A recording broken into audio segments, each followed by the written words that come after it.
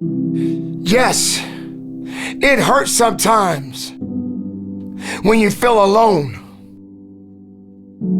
It hurts sometimes when you're in that dark place and you feel no one cares about you. The first thing you got to realize is that you got to love yourself. It's about self-love. Start understanding that if you're going to do something with your life, you got to fall in love with yourself again. You got to stop self-hating yourself. Do something that's going to make you a better person. Make an impact in this world. Don't look at it as though it's something that you got to do temporary.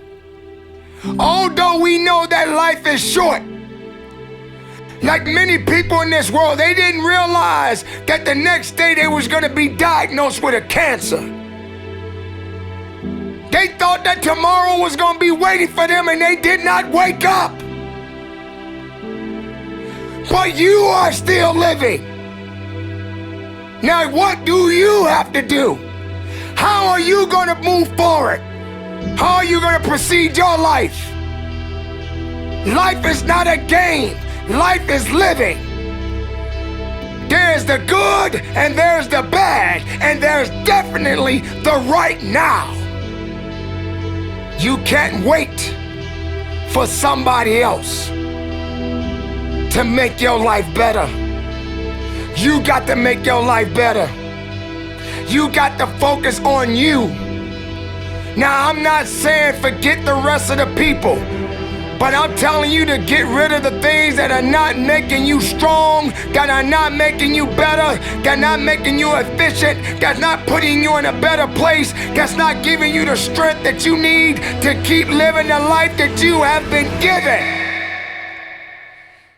Don't you give up on life, because once your life is over, you can't come back. Leave your mark. Help someone. Lift someone up when they're down. Be the strength for others when they're weak. And maybe when you're at the weakest point in your life, someone will lift you up. Because we all struggle. No one is immune to it. So keep fighting forward. Don't give up.